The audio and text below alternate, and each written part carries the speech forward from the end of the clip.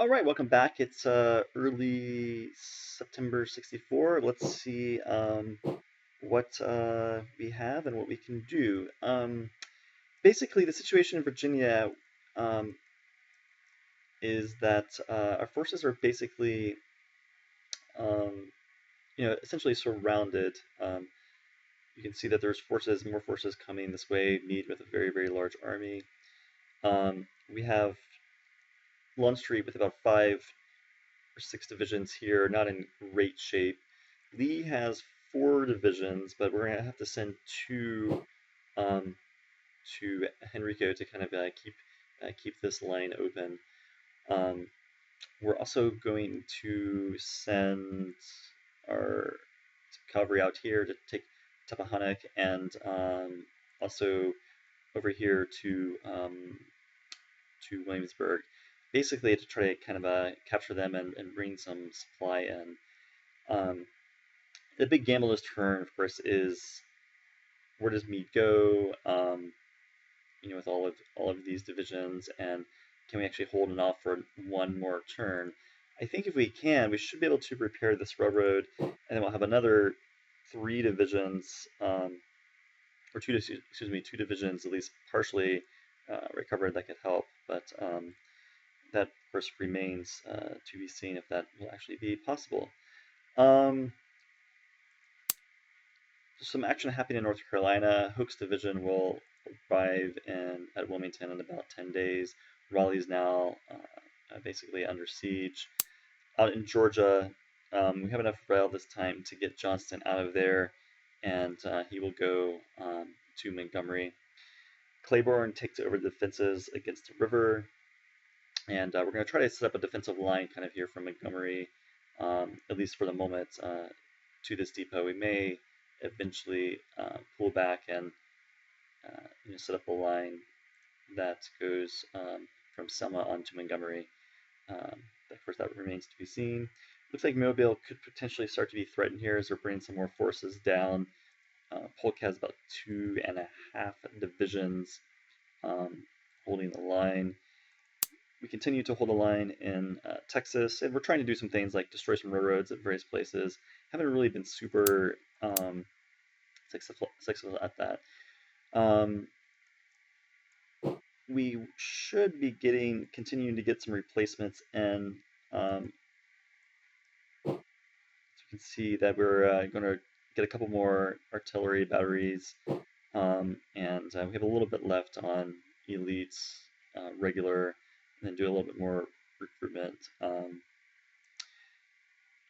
for replacements. Okay, that is about it. Let's run the turn and see what happens.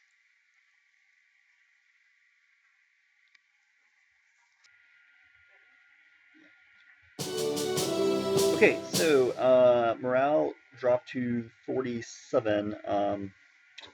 Basically, Grant attacked Longstreet and Petersburg, and Meade also arrived and basically reinforced, and we lost the battle. Probably not a super surprise. So we basically were not able to hold the Richmond to Petersburg line. Here is what the battle looks like. Yeah, so we lost about 5,000 more casualties, although they did lose more artillery. Incredibly, I have 775 guns here.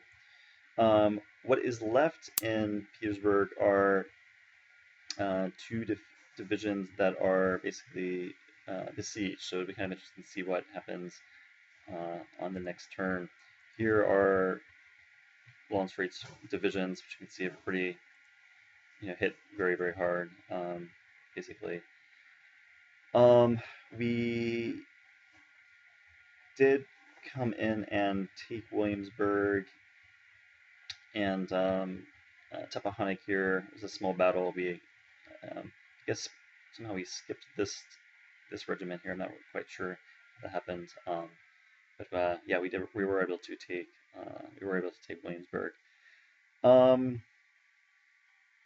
That was really the big move. The other sort of interesting thing that happened was, of course, we were able to escape, and so now Johnston is over here in Montgomery. The Union is basically just all over the place at this point. You can see they're expanding their control out through Georgia. For example, same thing with North Carolina. They're just basically everywhere. Nothing really happened in big moves in Texas. We're kind of still where we were the previous turn. Waddy's forces have gotten back most of their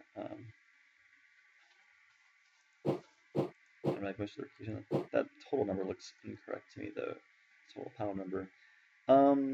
Yeah, so those are the big highlights. Here's how things look out in Alabama. You can see we have a number of forces here. Looks like we were unsuccessful in destroying the rail there, so that was not successful.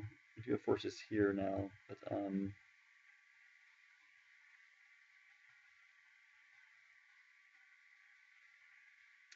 all right, so that is about it. Yep, morale basically dropped a little bit to 47. The tight around Richmond gets, or the noose around Richmond gets tighter. Okay, see you next time.